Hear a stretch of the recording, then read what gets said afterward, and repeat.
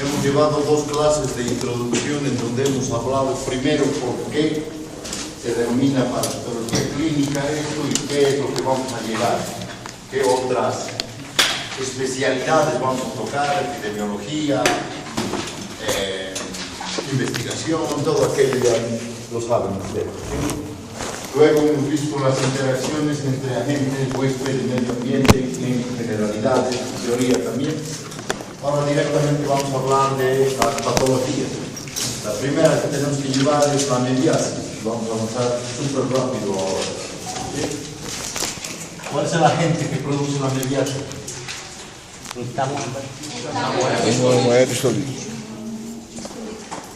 ¿Cómo se clasifica este agente?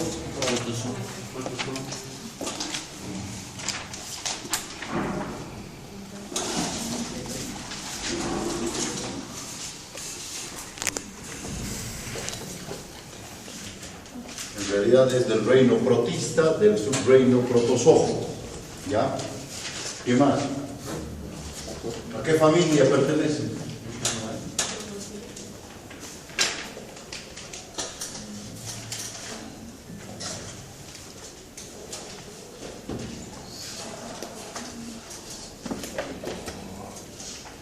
Otra vez no me están leyendo un carajo. Eso no está bien. Sarcomastigofora. Subfamilia o subfilium.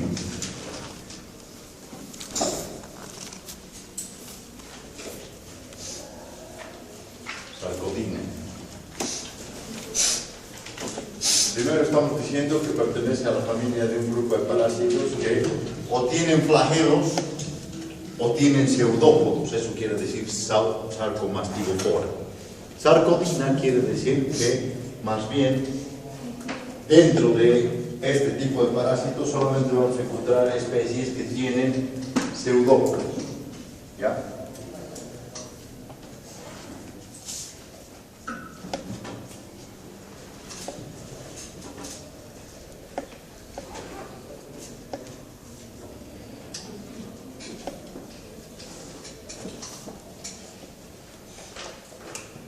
Género Entamoeba, especies, más de 300 especies. De importancia en el ser humano, histolítica, como han dicho ustedes, que no es la única, la ameba dispar, Hartmanni, ameba coli, diminuta, hay una serie de amebas que tienen importancia médica que se clasifican como diminutas, Chomsky y otras que no las vamos a mencionar aquí. Para ustedes, en su librito dice histolítica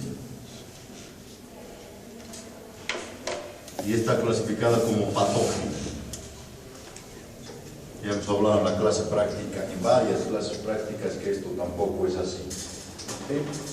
Lo voy a poner ahí para que ningún otro docente entre y diga que no estoy explicando como en el libro. ¿Ya? Entonces, esta es la clasificación de las amebas. Van a encontrar otras clasificaciones con otras subfamilias, subgéneros, clases, subclases, pero básicamente esto es lo que yo necesito que sepan, ¿sí? Estamos hablando de un protozoo de la familia Sarcomastigofora, de la subfamilia Sarcodina. El género es Entamoeba. Las especies son varias de importancia en el nombre, pero básicamente se ha descrito históricamente que la ameba histolítica es la que produce patologías en el hombre. ¿Ya? Voy a poner un artículo en la fotocopiadora en donde están más de 300 especies de amebas que producen enfermedades en mamíferos, en crustáceos, en un montón de especies, en peces, ¿ya? Entonces, nosotros nos estamos limitando y por eso dijimos que esto era parasitología médica. Estamos buscando cuáles de estos parásitos producen patologías en el hombre. Si fuese veterinario o me dedicara a la cría de peces, por ejemplo, tengo que controlar algunos parásitos que también producen enfermedades en los peces, pero que en este libro, en su libro, no, ni siquiera se los menciona, pero que también pertenecen a esta misma clase de agentes. ¿Ya? ¿Qué más?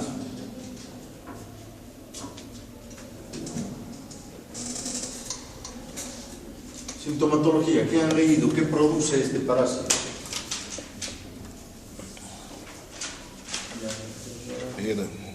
Directamente diarrea. Ya. Primero dolor abdominal. Ya hemos visto sus características en la clase práctica. ¿Sí? Aquí veo mucha gente que no ha estado en esas clases. Lo siento mucho, pues yo no voy a repetir ni una palabra de lo que he dicho en la clase práctica. Llegaron tarde, tendrán sus razones. ¿Sí? Hemos visto detalladamente cómo se produce el dolor, qué tipo de dolor es, todo eso para hacer de este un tipo de diagnóstico que llamamos clínico. Diagnóstico clínico es el primer tipo de diagnóstico que tienen que utilizar para determinar una patología. En parasitología eso no va a cambiar. Náuseas, vómitos, diarrea, fiebre, ¿algo más? Podría como un síntoma secundario. Desnutrición en algún caso, si es muy crónica la cosa. Deshidratación.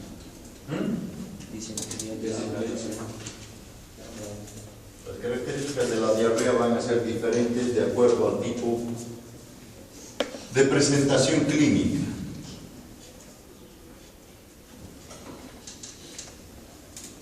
¿Qué presentaciones clínicas tiene la mediasis?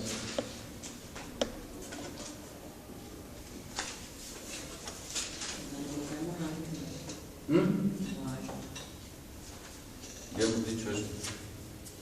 Clínicamente, en su libro dice presentaciones clínicas.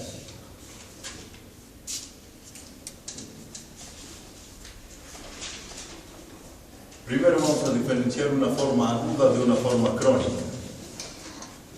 ¿Sí? Y también vamos a diferenciar una forma intestinal y una extraintestinal.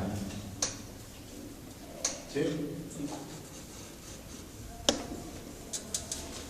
La aguda va a presentar diarrea primera cosa y después va a presentar cantidad de moco y sangre. En cuanto a la crónica no va a haber la diarrea. La extraintestinal generalmente va al hígado, que va a formar abscesos hepáticos. Enquanto a intestinal tira só um intestino grueso, que vai ser primeiramente no colo, sigmoide, disecto y después. Todo bien. La forma aguda principalmente es la que estamos describiendo como intestinal. En este caso, la forma aguda y la intraintestinal son básicamente la misma denominación. ¿Sí? Ya hemos descrito un ciclo, ¿no es cierto? Y aquí hay una forma infectante. ¿Cuál es la forma infectante? Un quiste. ¿Ya? Que morfológicamente se parece mucho a otros quistes, pueden diferenciarse por el número de núcleos. Típicamente el de la ameba histolítica es un quiste esférico tetranucleado, o sea que tiene 4 núcleos dentro. ¿Sí? La ameba coli tiene 8 núcleos, entonces si yo veo al microscopio estos dos tipos de amebas, por el número de núcleos puedo diferenciarlos. ¿Sí? En el libro no se van a medir eso, base en 7 núcleos. parte, dice. Lo buscas después de la clase y lo vemos, ¿ya? Estamos hablando entonces de una manera de diferenciar los quistes de las diferentes amebas. Una manera es ver el tamaño. La forma es prácticamente la misma. El número de núcleos es una característica diferente. Apúrate.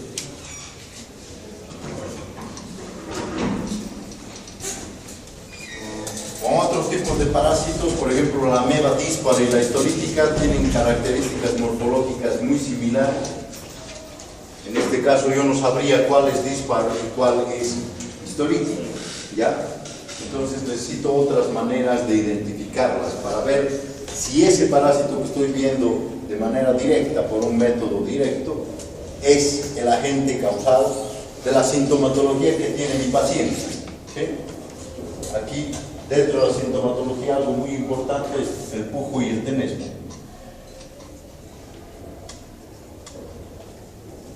Cuando hablamos de una forma intraintestinal que se denomina colitis. ¿Sí? Una disentería. ¿Ya? En su libro también se menciona que podría haber un tipo apendicitis.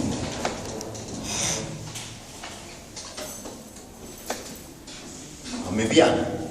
Es un cuadro similar a una apendicitis, pero que es producida por una inflamación de la mucosa a nivel del ciego y del apéndice que está involucrando a un tipo de ameba en esa infección. ¿Ya? ¿Qué otras formas intraintestinales? Crespo.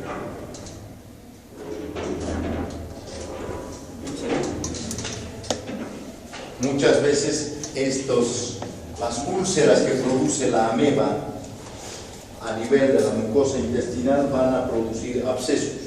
¿Sí? Y estos abscesos tienen formas de tumores, lo vamos a poner como un ameboma, que en realidad es una complicación ya de una infección intraintestinal.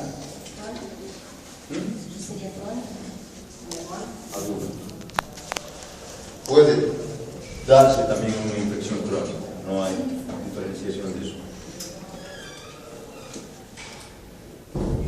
La forma extraintestinal, primero vamos a identificar una vía. ¿Cómo llega del intestino a otros órganos esta infección? Atraviesa las paredes del intestino y llega al hígado. Por la circulación por vía sanguínea, ¿ya? Entonces, si se disemina por vía sanguínea este parásito, en realidad puede llegar a cualquier órgano del cuerpo humano. Estamos hablando de una presentación más frecuente. Se describe en su libro también que una de las manifestaciones extraintestinales o localizaciones extraintestinales más frecuentes es la hepática.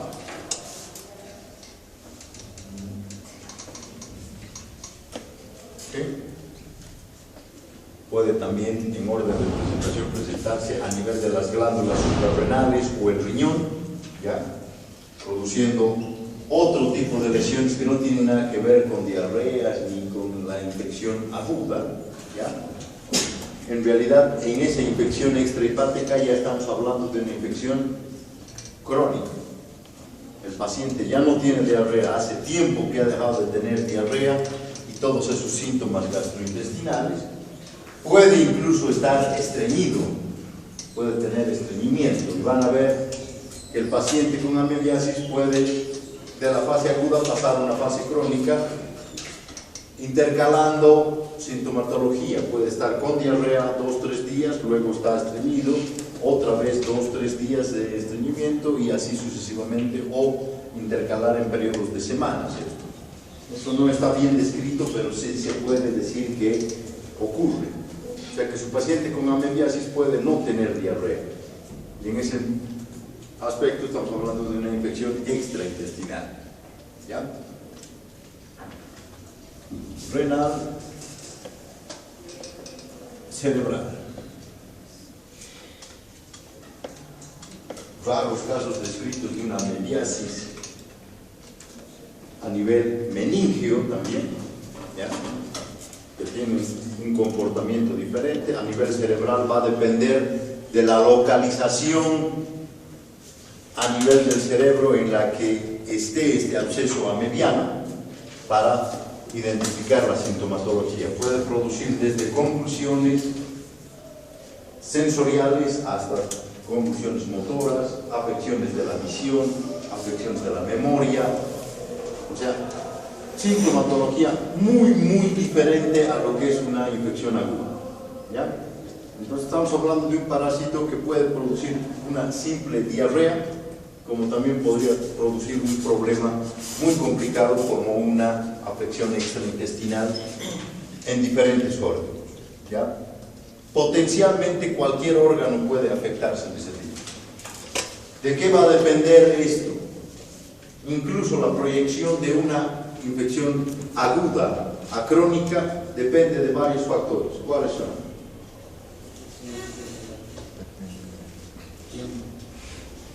¿No?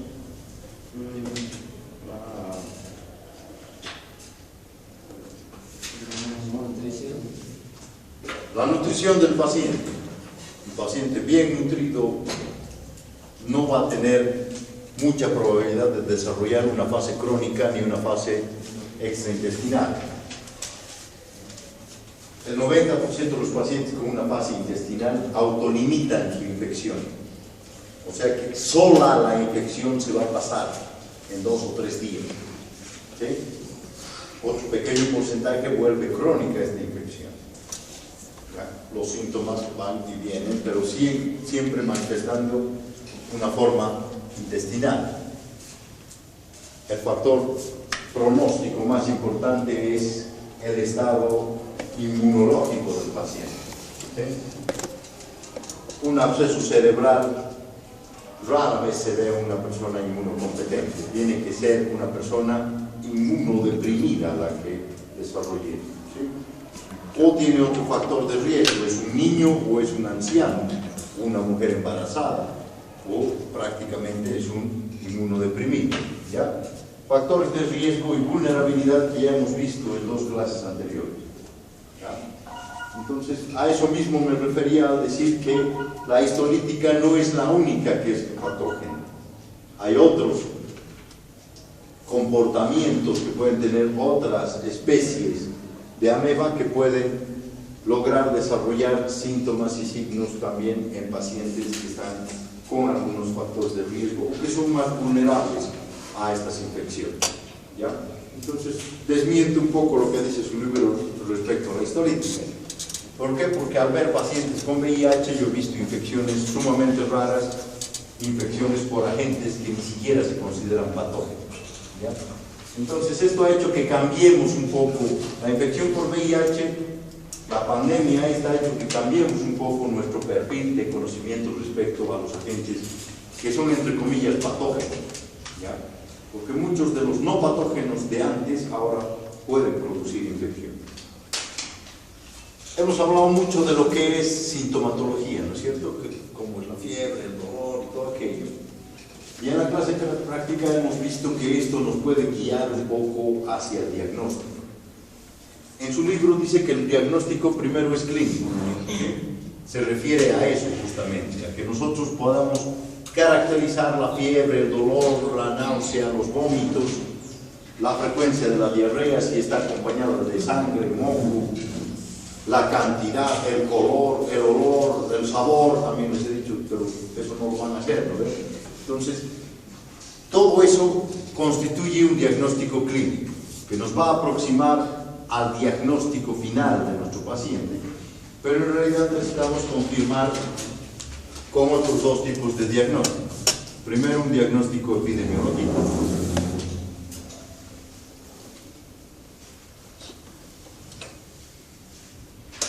Y por último, un diagnóstico laboratorial.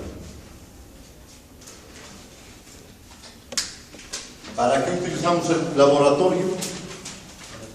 Bruno. ¿Qué dice? Para confirmar nuestra sospecha diagnóstica.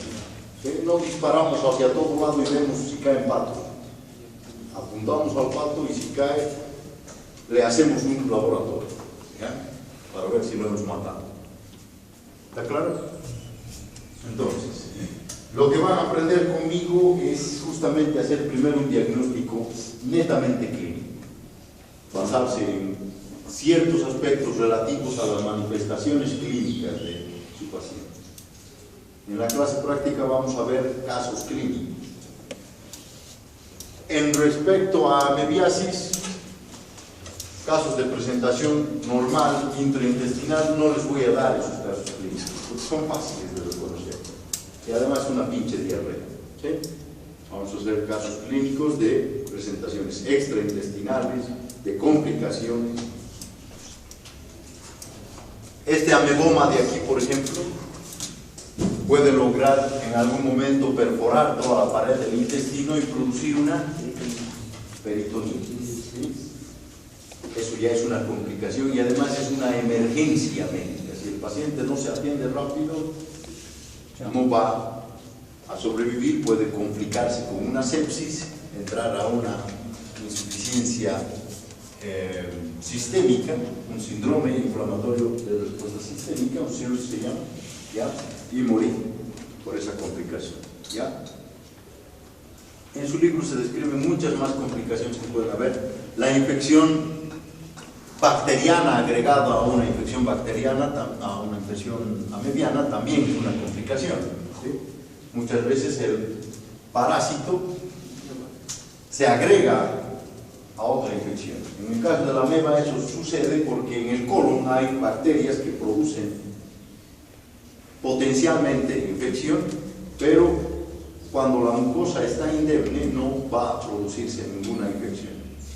La ameba lo que hace es destruir la mucosa, producir úlceras, que hemos descrito úlceras en forma de botón de camisa, ¿no es cierto? Que clásicamente se describen así. Las bacterias van a entrar en estas úlceras y producir una infección bacteriana sobreagregada, ¿ya? ¿Cómo hacemos un diagnóstico epidemiológico? Las